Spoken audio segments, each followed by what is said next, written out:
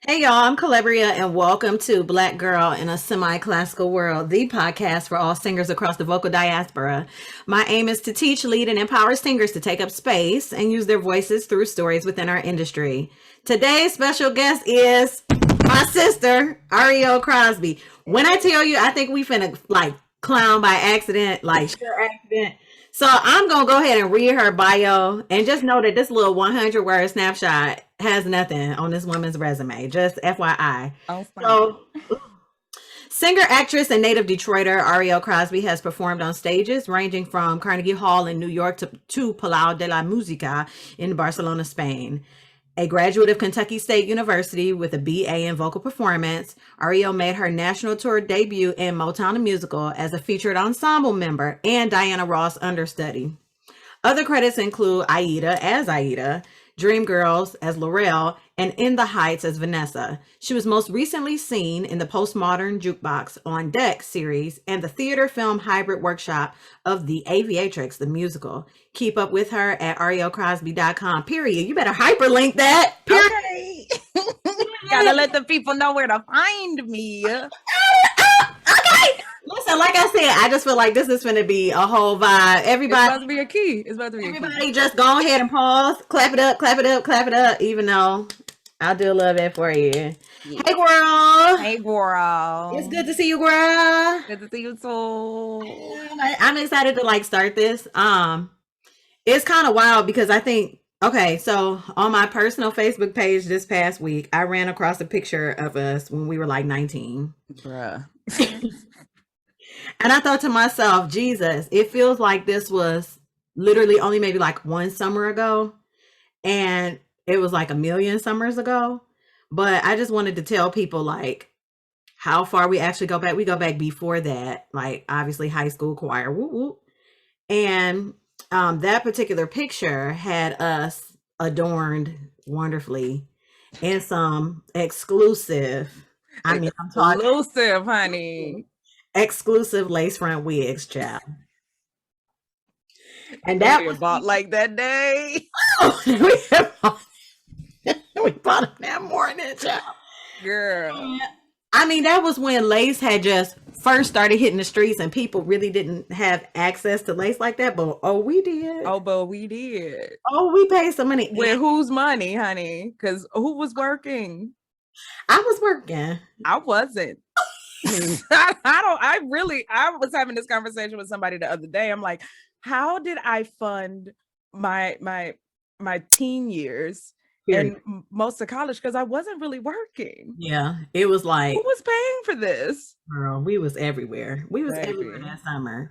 Erwin. And those wigs looked so good. I just want to like clap it up for them wigs because they went to the wig graveyard years ago. Years But ago. we wore them wigs out, and you were the first person to wear wigs with me because everybody else was like, it's a wig. And we was like, oh, it's a wig. Right. Shoot, I'm wearing one right now. Oh, jeez. I am not, but I do have an extensions. Okay. So I have gone from one. And they look good, girl. Look good, though. Thank you. Thank you. So that's just to give the people a snapshot in time, if you will. And so I'm actually excited today, and we just gonna go right in because again, I feel like it's gonna free flow.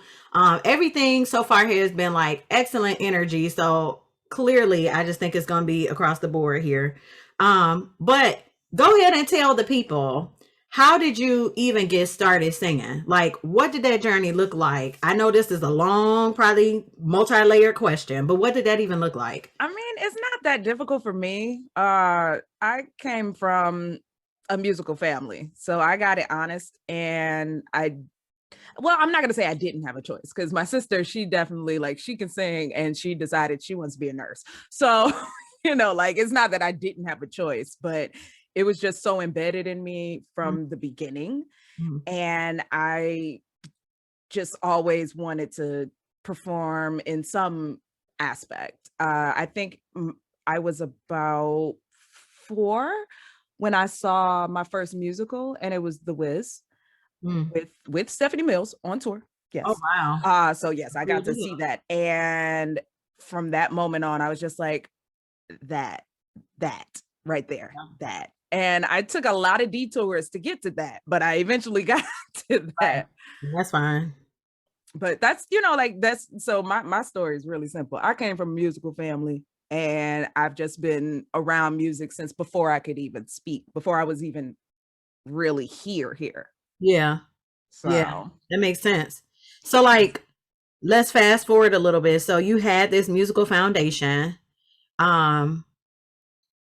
And we get to like high school. So I think another episode I kind of talked about that journey, like being in choir, which was very formative for me, at least.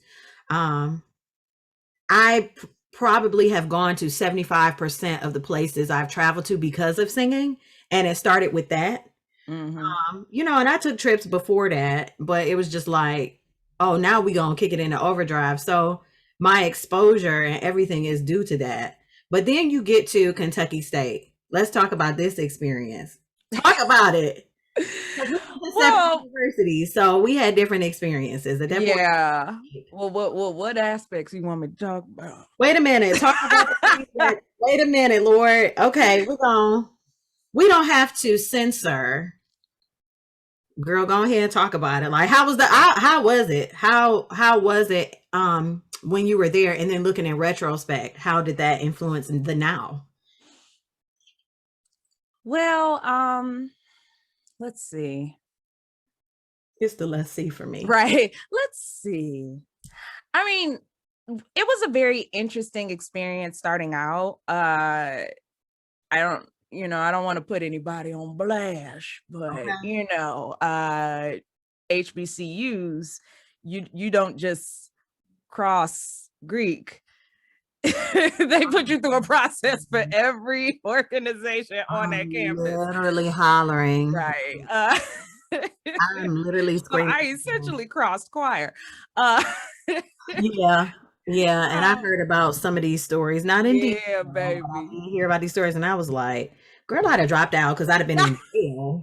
I mean, like, looking back, like, some stuff wasn't that bad. Like, it was, a lot of it was in fun. Like, let me just put that out there. It wasn't like completely malicious. Some people do take it too far, but that's with anything, like you just gonna have people who just go above and beyond, and nobody asks for all of that. Yeah. But I will say that at that point, I was actually studying in education.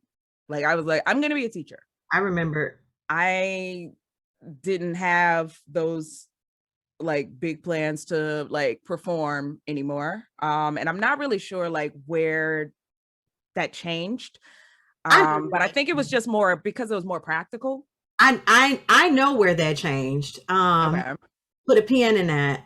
Okay. We are, I don't want to say victims because it wasn't a form of abuse, but we were recipients of a message that said, go get a music ed degree because you always have a job. That's true. We were recipients of scarcity mindset messaging.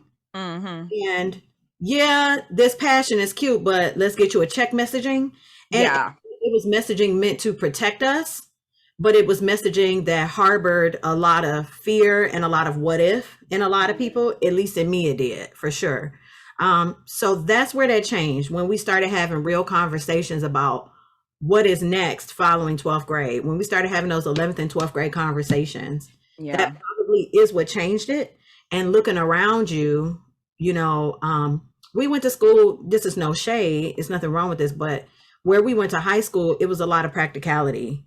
It was a lot of excellence, but it was a lot of practicality. It was go be a lawyer, go be a doctor. You know, it wasn't a go be a creative, right? Nobody knows how to follow your dreams. It was none of that. It was, you need to score real high on this ACT, and it's, and you need to get in U of M. And if you don't get in the U of M, your life is worthless. And it's like, what? Huh? I don't even want to go here. I just want to get out. Like, I'm trying to get out of the state, baby. Like, no shade to anybody that stayed. Like, we got some really good schools here, but I knew I needed to get out. Dog, I couldn't take one more winter. I was like, dog, go. So, like, it was a lot of practicality, and we were at the feet of messaging that was practical, that was not that imaginative, and it was not that, take a risk. You're young, you can be on your parents' health insurance for as long as you need to, and you can always go get a job. Go do something. go experience, you know. We didn't have that messaging. I would never give the same messaging now to younger people. I would never. Oh, definitely not. No. It's no, I just wouldn't do that. It's very damaging. But anywho, picking the pen out, you did music ed and you was like, I don't know if I want to. Yeah, it really started like my junior year, because that was the year my friend Kira actually secured a grant for the choir to do a musical. So we ended up doing Smokey Joe's Cafe because it was like one of the cheaper ones to do, because all the other ones, the licensing is off the chain. And like the sets and stuff, it was like, oh God, no, let's just do this review. So we did Smokey Joe's. But even just doing that, like I was doing that and I had just started like the core of my education classes. And I was just like, I like this so much more than what I'm learning. And it's not, and it's funny because like I did end up teaching like after I graduated. We all end up trying it. Always, yeah. And then also because I didn't really know how to navigate, because, and I'll get back to that, but I was like, okay, I do want to perform. Like I definitely want to perform. But then the question was, okay, but you're studying classically. So is that what you want to do? Or do you want to actually do musical theater like you've always wanted to do, but you just kind of go back and forth? Like I'm such a go with the wind, honey. Like yeah, right. I just float.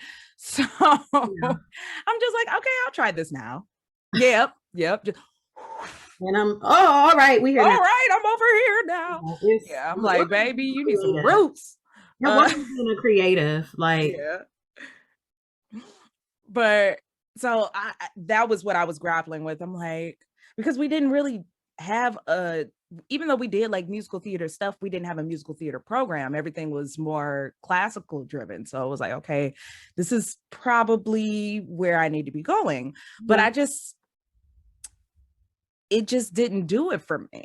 Yeah. And I know like I upset most of my teachers because they were just like, you would be so good at that. And I'm just like, well, I probably would if that's what I wanted to do. Yeah. That's not what like moves me. So after I graduated, I mean, I did, that's when I went to Barcelona and like did that little stint there with this, and that whole thing came out of nowhere. Like seriously, I'm still confused as to how I ended up on there because I never formally auditioned for that. Yeah. It was just like, oh, you know so-and-so, and they know you, and they referred you. So here, we're going to Barcelona. I said, oh. Okay, I'll be there. All right. And y'all paying me? Yeah, I'll be there. I was gonna say, was that with the same $10 that we bought the wigs with, or no, it was at least like $25. I was gonna say, did you sell the wig to get there? No. They paid for everything. Like housing and travel and all of that. But after that, I came back home and I was still like, I still don't know what I want to do. Yeah. So the first thing that came up, that's when I started working with Summer Dreams with Mr. Hines. R.I.P. to a legend. Oh my goodness. Oh, that man got us all together. Got us all together. We were summer camp counselors for a summer music camp that was transformational in the city. And mind you, for the participants, it was free. Yeah. It was free. A legend. Like really just had a heart for the youth and really just wanted to help and share music. Okay. Like that was just selflessly. Like, oh my goodness, that man would give his last and yet still always had more. And still had a bottom of a barrel to come with abundance. Okay, that man taught me how to save. All right. And did. So then that whole stint, I was teaching there. Then I ended up teaching at Persian for a year. We won't talk about that. Well, okay, no, let us talk about that because I feel like it's some good gems there for folks, right? So I kind of hinted around, a lot of us musicians, we graduate from school, whether you have a performance degree or an education degree or a business degree or whatever. A lot of us end up trying teaching. Either we have a private studio, or we, do nonprofit teaching through that, or we, do lateral entry, get certified and go into the classroom the traditional route, whatever it is, right? I did it too. Sometimes I think I'm gonna do it again, however, the reality of where you end up a lot of times as a performer is not cohesive to where you should be, right? And so then it's too much going on. It's too much at war with yourself. And so then you like teaching to some degree, right? Even a lot of the crazy kids, and I say crazy with love, you like them, but you don't have this endless well to pour from yourself because you're still busy pouring into yourself. Performers got to be performers. Yep. Educators can be educators, but performers are always performers. Like there's a line that we have to draw in the sand that says, no, I can't teach that, or no, I can't teach here, or no, I can't teach right now. We have to do what we do, which is be on a stage or be performative in any way or space that we deem fit. And all right, y'all, this is kind of funny. So at the time, Persian wasn't even a DPS school anymore, right? No, it was school. EAA or something. Yeah. Yeah. The state came in and took over some of the lower performing schools, which was completely ineffective again, but that's another conversation for another day. And so this school's enrollment probably had about, when we were in high school, when it was a public school, had about 2,000 students, and then it maybe had a few hundred by the time you got there. And I remember being invited to y'all's Black History program. Baby. I appreciate that it was a Black History program. I really do. And it was really like Lean on Me, the movie. No, like, and I y'all are probably listening and like, oh my goodness, like, no, we're not exaggerating. I promise you. I'm not flexing. And we didn't have no Mr. Clark. We didn't have no Mr. Clark. We didn't have no Mr. Clark. We didn't have no Mr. Clark. In the audience, and the teachers were sitting away from their kids. There was a couple fights that broke out behind me, and it was a teacher in front of me, and I tapped him and I said, "Excuse me, sir, but these students back here, I believe they getting ready to fight again. Somebody might need to intervene." And he just kind of looked and was like, "Okay," because it was so normal, right? It took a long time to settle the auditorium, to start the program. And then I was just like, so this is what learning looks like now? Jail, to be honest. And like, literally. It was so crazy. And I just remember being like, Lord, my sister is in the trenches. Baby. Well, first of all, like, even before, like, the fact that I even got those kids to sing a song is just, I don't even know. That was literally the grace of God, because he was like, baby girl is at her wit's end. Because I got there. This choir is supposed to be extracurricular. It's supposed to be like, okay, like, this is an elective. So you choose the electives, right? No. Right. Nope, them kids got dumped in there. In whatever elective. Yep. So I was dealing with like 75% of the class didn't even want to be there. You had maybe 25%. And I had other students who wanted to be in choir. And I couldn't get them in. Yeah. Because, schedules and stuff, and they were in this elective that they were completely wrong for. That's what they say is scheduling. That's what they say. But, whatever. So, and then EAA, right? Yeah. I was about to say AEA. I'm like, no, girl, that's equity. Okay. Look, I was about to say ELA. That's English and Language Arts. Exactly. All these letters. Yeah. Yeah.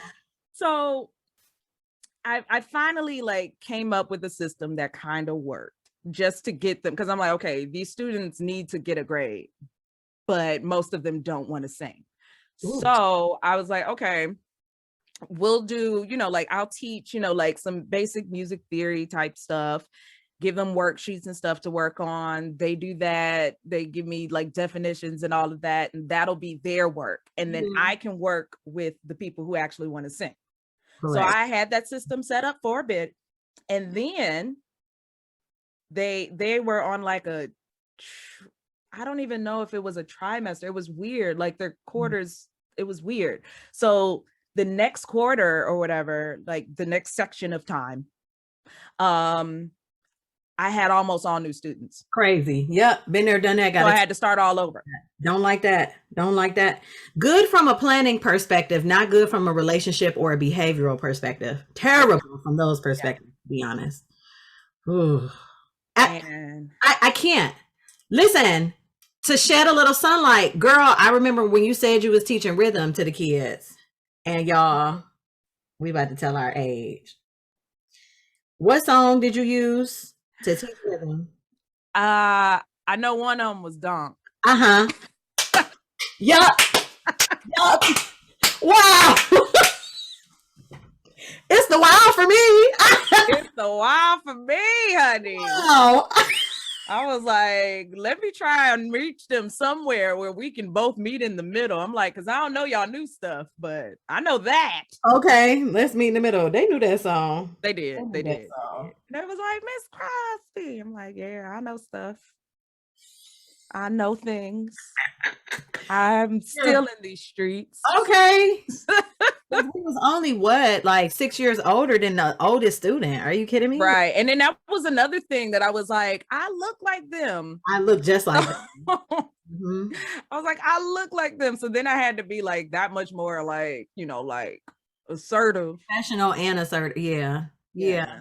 Because I was like, oh no, they was gonna try me. I knew they was gonna try me. Yeah. But like I did end up forming, you know, like some good relationships with the children.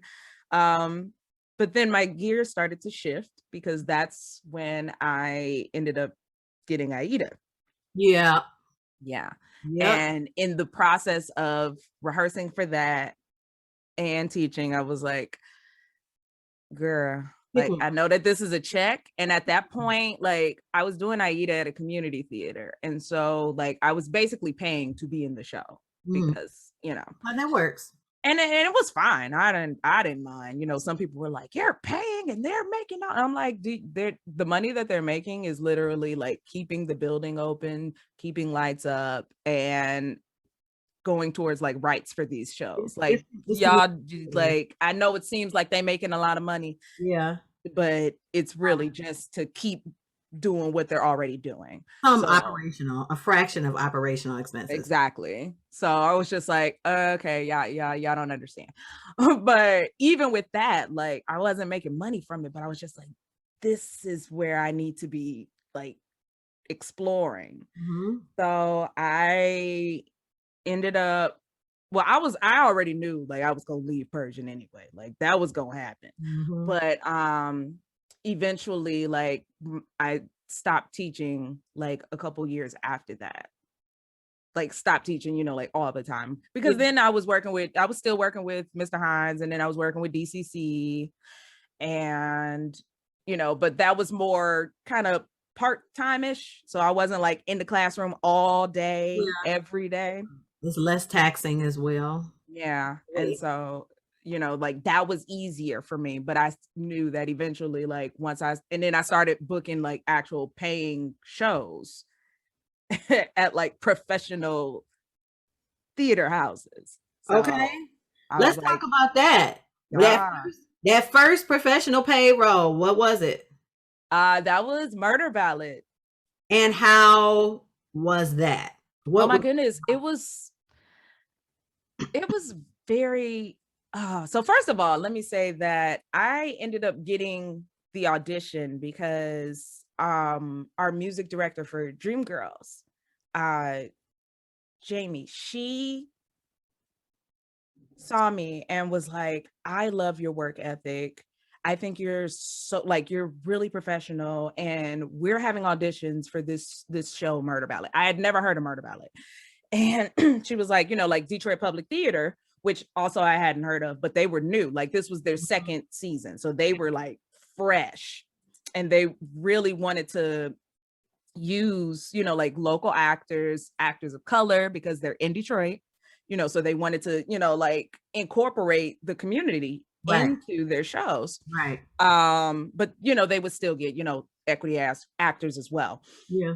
So she was like, I'm not even going to ask you to come to the first audition because I know you can sing the song. So I'm just going to have, like, I'm going to push you to the callback.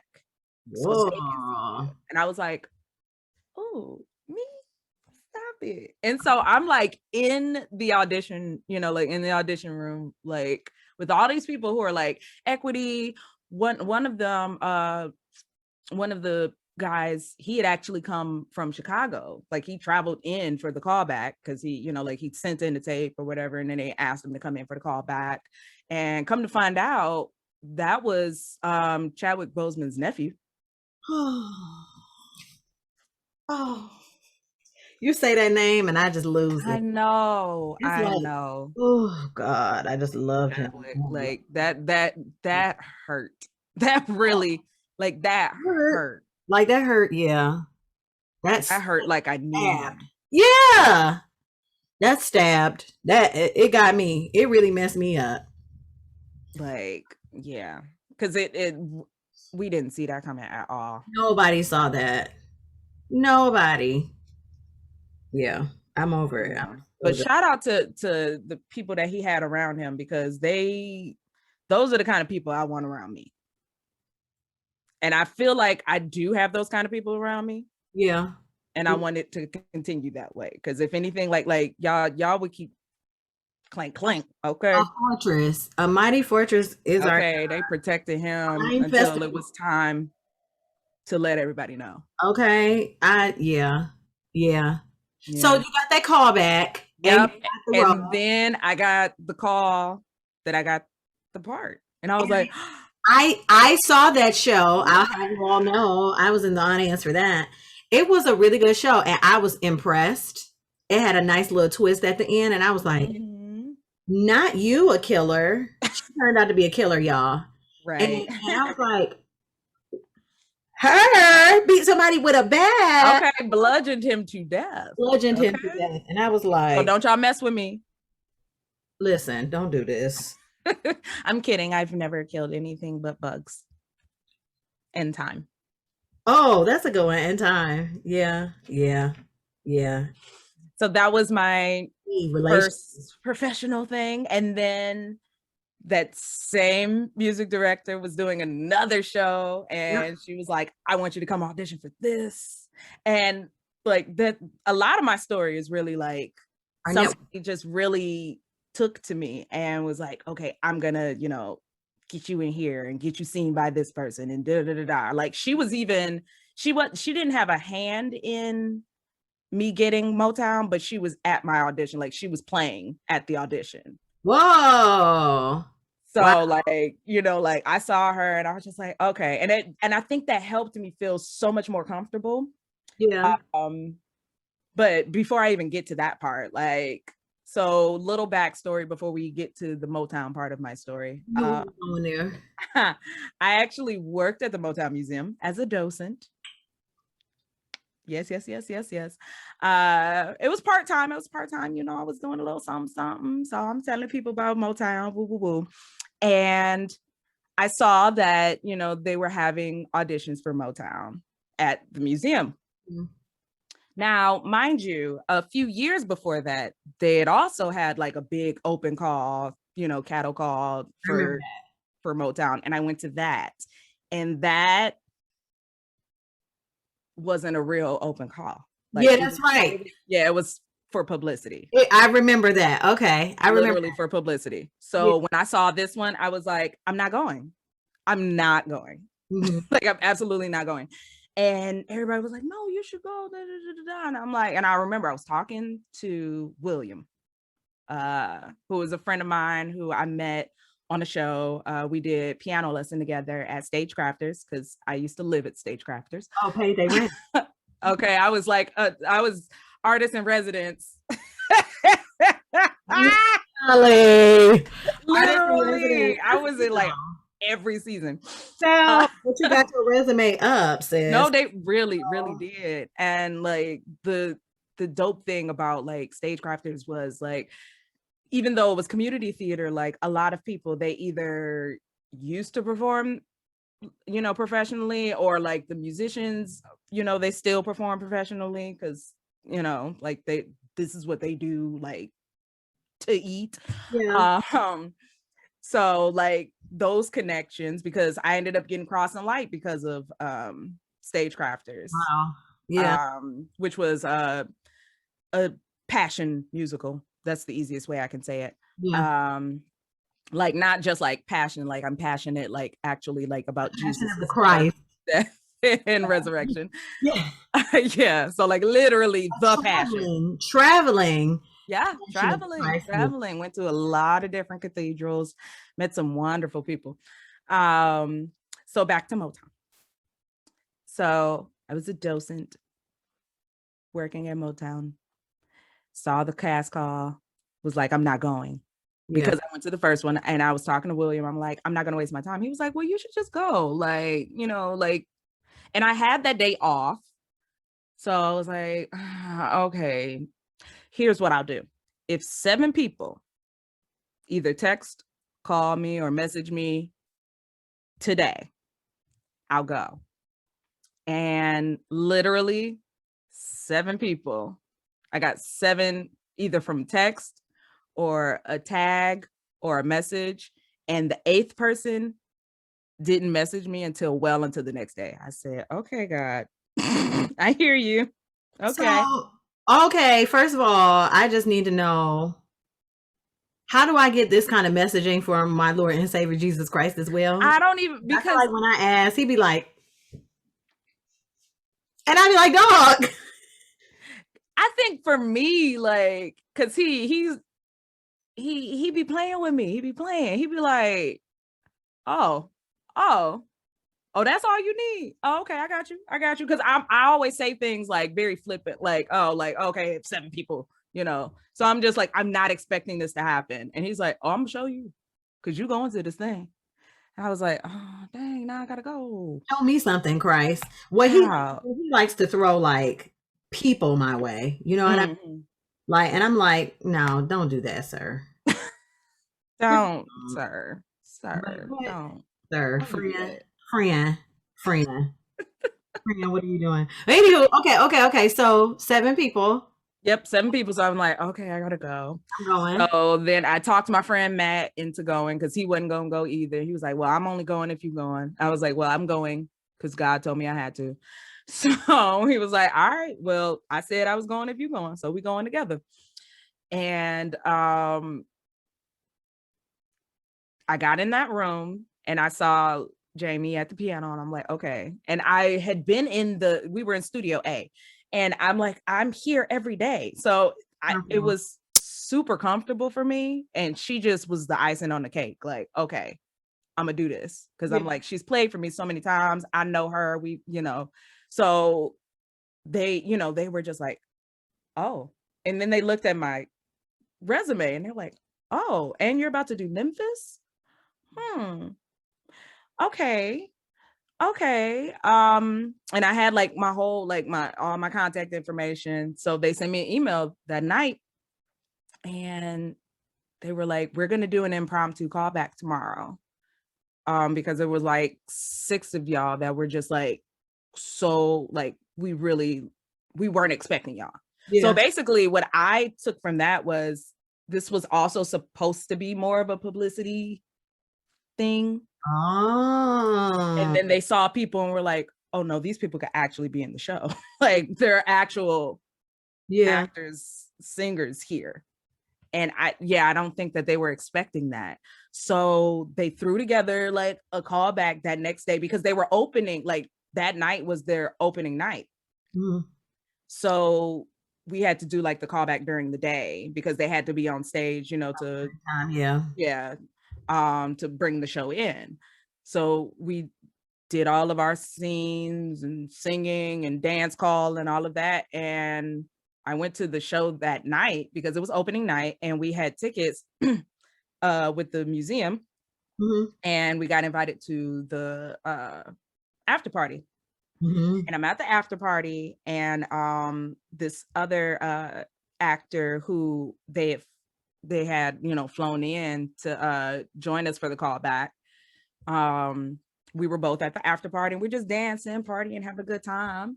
And the associate choreographer comes up to us and he's like, like he was like, okay, I see y'all future cast members. And I was like, did he just let it slip? I said, did I just book this tour? Right.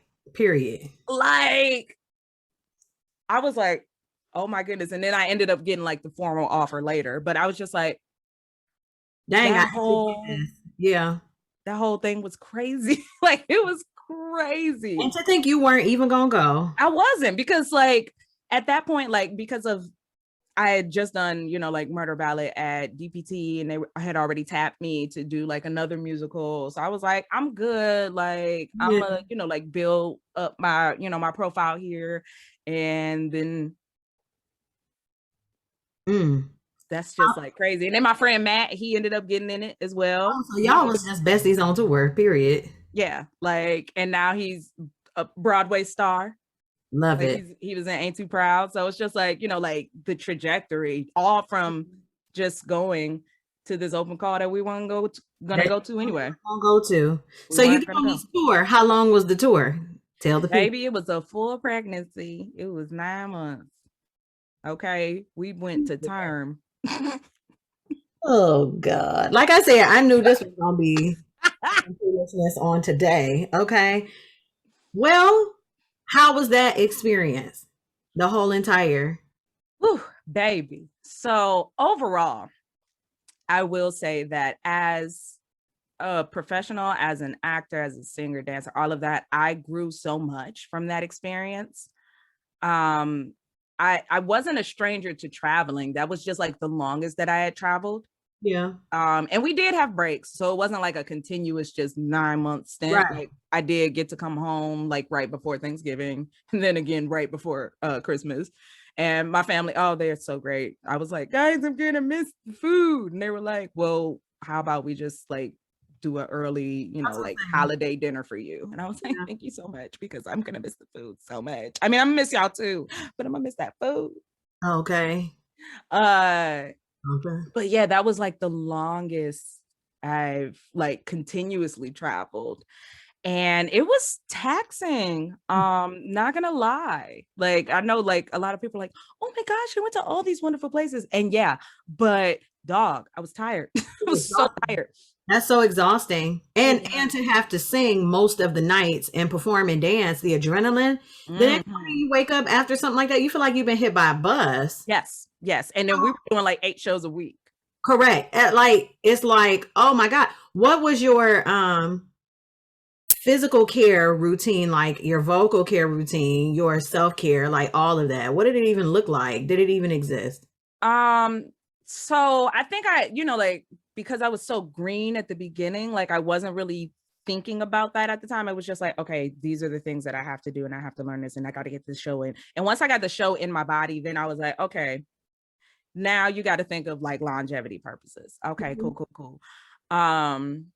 But then even with all of that, like, like making sure that I'm hydrated, like when we had to fly, I always made sure that I'm like, okay, I do this thing before I fly, and after I fly, I drink Pedialyte, because I so dried out. So I'm like, no. I need to make sure that I have that. I have my mask. Like, I was wearing a mask before. I was about to say the pandemic only helped. Like, I was doing that, and I was looking up new masks, and I'm like, what's the best mask and all of that. Making sure, like after every show that I was cooling down vocally. Because like we're like up here the whole show, and it's like if you just stay there, you're gonna wake up in shambles. So it's like, okay, I got to bring that down. Making sure that I stretched before every show. Because we were dancing. But even when I'm not dancing, like when I was doing piano lesson, which is an August Wilson play, there's no singing in that. Well, I didn't sing. It might have been like, like August does like randomly have people sing, but it's not like, it's like an exercert situation. Because like we Black, so we gonna sing. We just do, whether we can or not, we gonna sing. Okay, because that's how it mirrors the Black household. Musical with rhythmic. But even with that, like I would stretch, And I didn't even come in till like the end of the first act, you know, but it's just like, that's just something, you know, you want to make sure that you're completely in your body. Mhm. So you can't have all that tension and stuff and you walking on stage. No, no, no, no. But even with doing all of that, we were like changing altitudes and stuff. Like at one point, like we were going from like when we were in Colorado, baby. Oh, I know. Yeah. Yeah. Ooh, I can't. like it's a reason why, like that's where like Olympic athletes go to train. Yeah. And now you see why. Yeah, like Here you can do it. they told us beforehand, they were like, you know, like y'all gotta, they gave us a golden day, which if you're not familiar with that, when you're on tour, like a golden day is literally just a day where you don't have anything. Like Yeah. you're not traveling and you don't have a show. It's just a completely free day. Yeah. And it's like gold, trust me, because that don't happen that often. So but they made sure that we had like at least one day where we could just like get adjusted a little bit. Yeah. And so like we went on a hike and all of that, you know, trying to get, you know, get that cardio in and make sure that we could get adjusted to those oxygen levels. But they had oxygen tanks in the wings. Now you know what. Just in case, because people like some people like it, and luckily nobody needed it.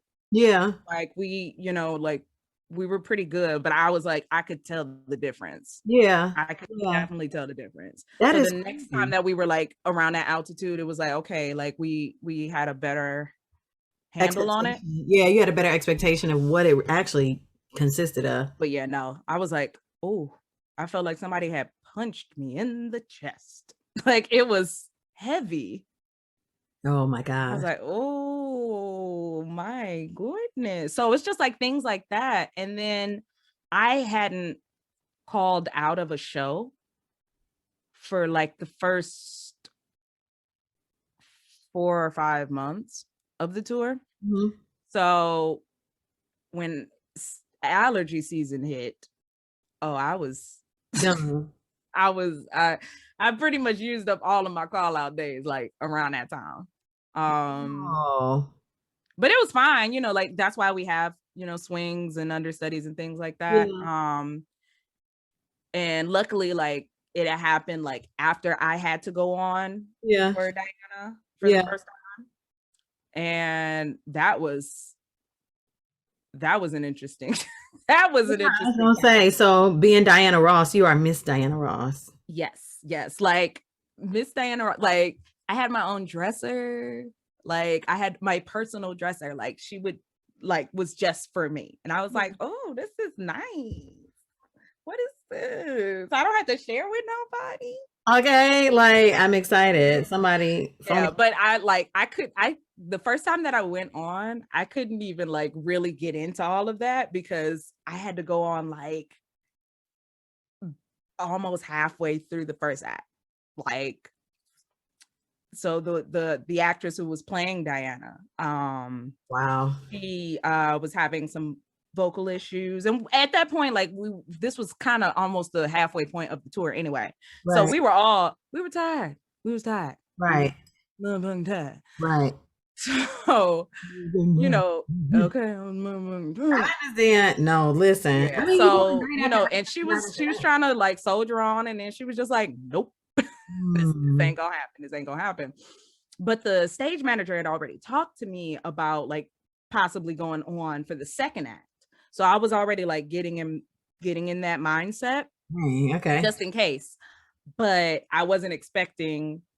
I was sitting and I had just like finished, you know, like some numbers. So I was sitting in gondola row in my, you know, my show underwear, just sitting waiting. And something told me, don't get dressed yet.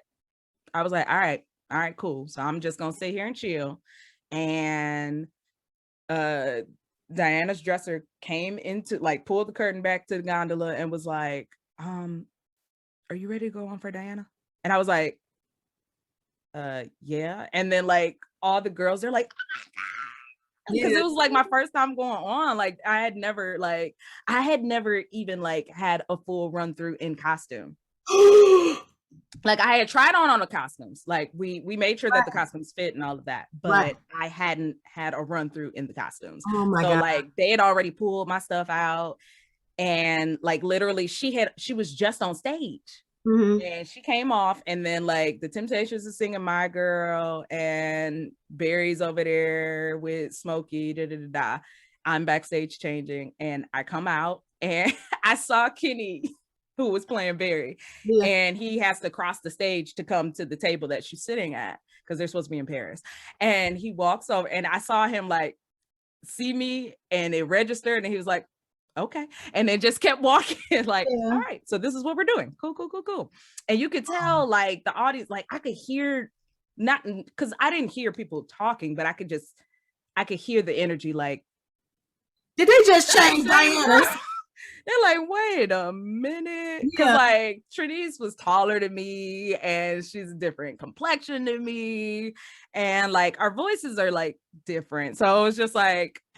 But eventually, I guess, you know, like they were just like, okay, all right. Like they eventually accepted it, which was like a relief, because I was like, are they gonna buy this?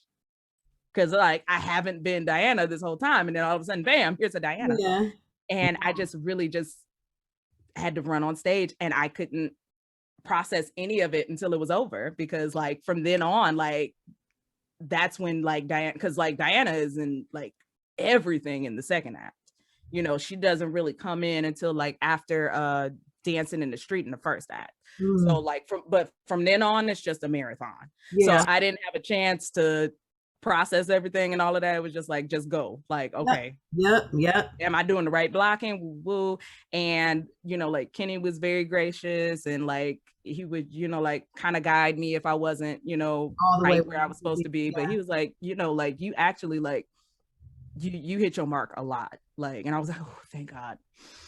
Thank God. It speaks to the whole idea and practice of being prepared. You can't be unprepared, and you can't be underprepared. Like in any part of any aspect of being an entertainer or a performer, a singer, an actor, you don't have room to screw this up. Nope. That's your career. That's your ass. No, seriously, like that whole show could have just fell from then on. I mean, and I wasn't prepared. And you know, and Ticketmaster ain't doing no refunds, baby. I mean, it's just like you don't have room. So it speaks to the level of seriousness and preparedness that is required with this. And it's a discipline. You have to learn how to prepare, and you have to learn how to be in the mindset to learn how to prepare the best way, right? So it's just kind of like stacks on stacks on stacks at that point. Child, talk about that. I done needed one of them oxygen tanks in the back. I don't even think like I didn't even have a chance to like even like be nervous about it. It was just like, you're here. So it's just like, okay, what's my first line? Okay, bam. All right, let's just go. And there we go, right? It's ooh, talk about anxiety. So I kind of want to like fast forward through time a little bit. Okay. And let's go towards, let's land in the Pam Bennett, if you will. Oh, the Pam Bennett. Pam Bennett. So I'm gonna tell the people, Auntie Jennifer Lewis, the godmother of Black Hollywood, if you will. Okay. After the election, she posts, you know, an IG video of herself singing, "We won."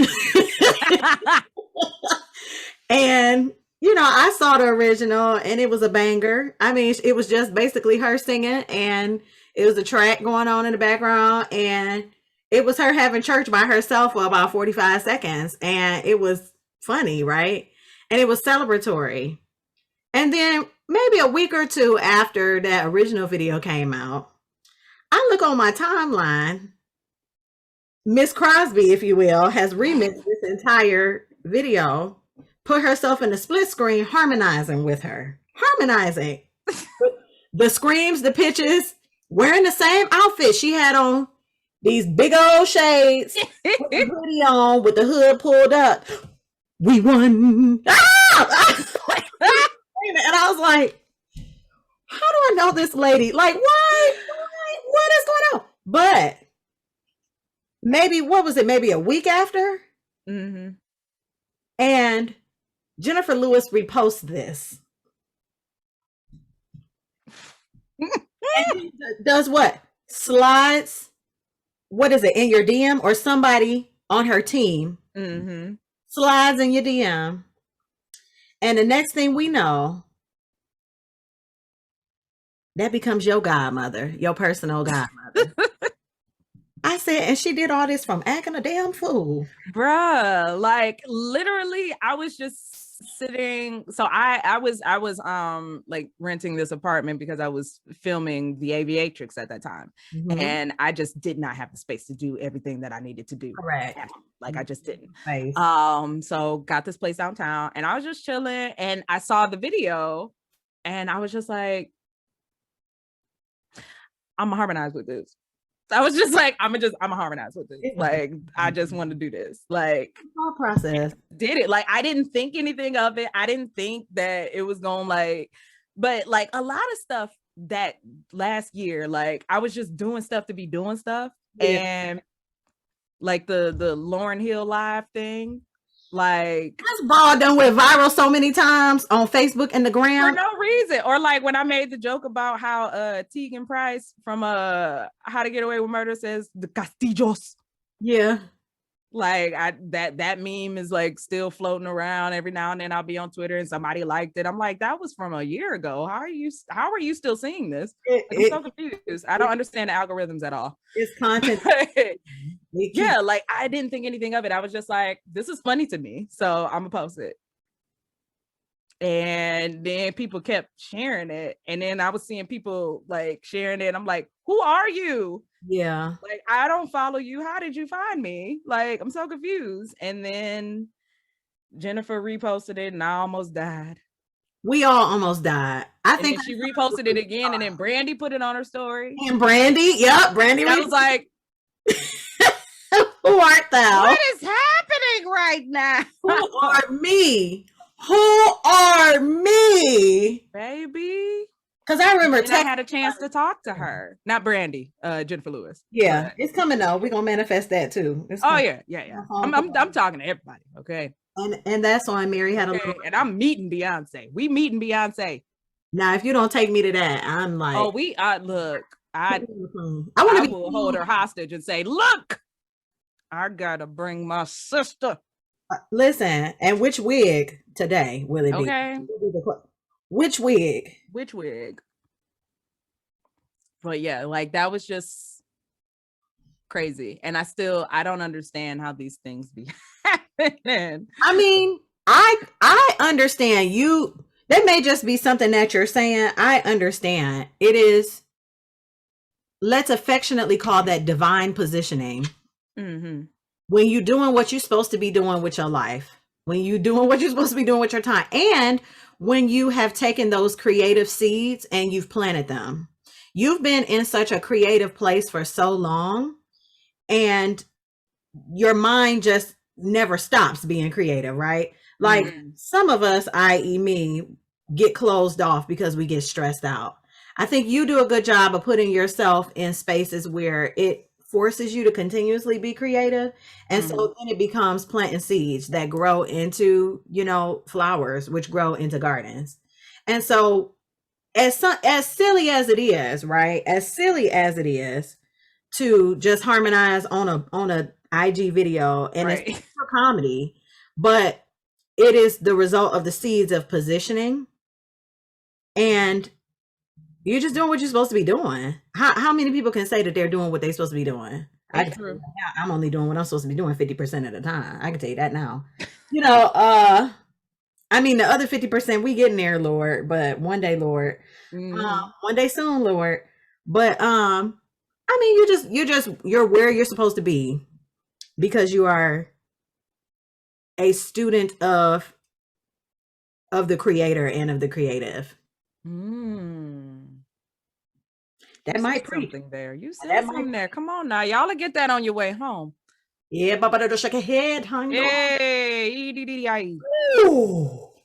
That thing can hit you sometimes. Every now and then I get a little gem that come out, but most of the time it's just foolishness, right? But oh yeah. So this whole past year for you has been about preparing the toolkit for when this black plague lifts up from us. You know, what is next, right? Right. What skills can I garner with the time that I have, with the resources that are available? Yeah. And I think a lot of us have been in that, okay, it's time to go in and prepare. We're nesting the next phase of our career, whenever that is, right? Whenever things kind of are like, okay, now we can go and do X, Y, and Z, right? Yeah. Um, Oof, that's exciting. So what do you have coming up next? Tell the people, let the people know. Tell the people. Well, so before Pam Bennett went on her world tour, Oh, um sit down. before Miss Rona's world tour, Bitch, you sit around. I was supposed to be doing some shows with a theater out in Sonoma, California, called Mhm. Transcendence Theater. It's an outdoor theater. They've been around for about 10 years now. Mhm. And I was introduced to them like the year prior, so 2019. I was part of their celebration gala as Mhm. a replacement, which like sometimes that just that just happens. It's so funny. And it's the same music director that I met because of a replacement type of contract, but that's another story for another day. Anyway, so because of Miss Rona's world tour, everything got canceled. We were supposed to do Chicago. I was supposed to be Mama Morton. I was supposed to be when you're good to mama, mama's good to you. That was supposed to be me, but it's okay. It's okay. Meanwhile, So, this one is like five two. a couple music, like original shows, more like musical reviews that they're doing this summer. It's going to be distanced. There will be performing on a stage, but it'll be simulcast onto like a giant screen. So it'll be like a drive-in theater type thing. So Oh, I people love that. in on their cars, or if they have like, you know, like tables out there that you can, you know, but it's all outdoors. And we'll be doing that in May. That show is going to be called My Hero. So we're like uplifting all of the people who were like all of the essential people who were on the front lines during all of this. So this is a show for all of you. Thank you all so much for continuously putting yourself, you know, out there, because this is even though like we joke, like it's not a joking matter, like the pandemic is real, this virus is real, and it's morphing, it's changing, and we still need to be Dylan. vigilant and careful, like we still do. Like I'm about to be double vaxxed in like a week, so, and I'm still wearing my masks. I don't care. I don't care. Yeah. Like still Yeah. get tested. Yeah. Just, you know, like these are the things that this is our new normal. Like this is how it has to be, and it's not going to go away just by us like pretending that, oh, like just being over it. So, you know, but I do appreciate all of you, and so this show is for that. And then the other show is also an original show called Road Trip, which is basically like an ode to all the places that we couldn't go because of the pandemic. Girl, it sounds like a tragedy to me. It sounds like I would cry. No. And I believe it's going to be all original music. Nice. So, you know, Nice. somebody going to be writing for me, girl. Original music for Arielle. They don't know how to act. They don't know you finna clown. Baby. On that stage, child. On that stage. All right. Because it's been forever. But yeah, I'm just excited to be doing the thing. Oh, and I'm currently filming a musical with Theater Nova in Nice. Ann Arbor. It's called A New Brain. I do not have all of those like all of the information about like when it'll be streaming, but if you go to ariellecrosby.com, I'm sure that information will be there for you. I was gonna ask, where do people find you online? Tell them. Oh yeah. Yeah. And then if you know, like all of my social media is on my website, but it's at Ari Mari on Spell it. everything. Spell it for people. ARIEMARREE. And again, it's probably just easiest for you to just go to my website and press them icons. Right. And make sure you spell Arielle right, Saints. Okay. Because you're gonna go to the wrong. I don't know Ariel. We That's don't that know Little who her Mermaid. is. Who her? Who is her? That's the Little Mermaid. Right. And That's Halle Bailey. for Okay. maybe our people that need the audio, that is ARIELLECROSBY.com. There we Period. go. So in our wrap up here, any words of wisdom that you want to leave for the Saints? I mean, I pretend to be deep, but it's real simple. Just be true to you. Okay, it's the face. The face. Just be true to you. Okay. Because this is something that I've had to learn. Mm-hmm. Like when I'm just true to myself, when I'm true to the moment, when I do what my intuition has led me to do, it hasn't steered me wrong yet. Yeah. So like we got to stop doubting ourselves because we know more than we think. No. So go with that feeling, baby. Go with that feeling. Did it bless? Did it bless or did it bless? It really just blessed. I can't. Jeez, I have this conversation all the time and I'm working on taking my own advice. You are the expert of your own life. Mm-hmm. Not your mama, not your daddy, not your caregivers, not your manager, not your teachers. You got to walk in that. Yeah. Because it's already there. We know. You already know, y'all. So do it. Do the thing. Even if it's just a random impulse to put a hat on the door and put a microphone and leave the live for 3 hours. And call it Miss Lauryn Hill. That's exactly what she did, y'all. And it went viral. It went viral. And then, all the things I do. And I do a lot of stupid stuff on the internet, y'all. A lot. I do a lot of stupid stuff on the internet. A lot. And the best part, and then we gonna head on out of here. This is the benediction. This is the benediction. Right. On that said viral live that she did, there was a comment that said, "Let's report Arielle Crispy. Not Crosby. Crispy." And what did my good sis do? I made it my Facebook cover photo. Mm-hmm. And I looked up and I said, Lord, these are the people that are my friends. Please help. Pray, church. But I will tell you, I do get a good kiki online. Thank you so much for sharing with the people today. Oh, for sure. Thank you for having me, girl. Yeah, when I tell you I knew this thing was going to be nice and live and lit, when I tell you a situation, I'm glad we rescheduled it, though, because it might not have been as fun the last time. Okay, because we was both barely above a pulse. Baby. Praise the Lord. Oh, I'm a rescheduling spirit. Okay, Lord, when I say scheduling spirit. Listen, when I'm tired and I don't want to do it, most things I have learned don't do it. Yep. When I have a bad attitude, let me not do that. Mm-hmm. When I don't feel prepared, let me, as long as there aren't certain restrictions like payment has already been given or contract is not being breached, let me try to move this out of the way. Yep. It will. And it's better for everybody. It's better for everybody. Like, why create chaos? Mm-hmm. And underperform. Exactly. No.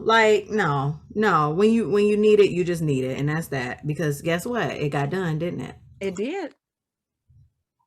All right, y'all. So we're gonna go ahead and log this thing off. I hope that you enjoyed this episode. I sure enjoyed recording it. And the people, go on and visit my girl online. Her online penthouse is waiting on you. She got bubbly. Period. Lord. And on that note. Bye. Bye.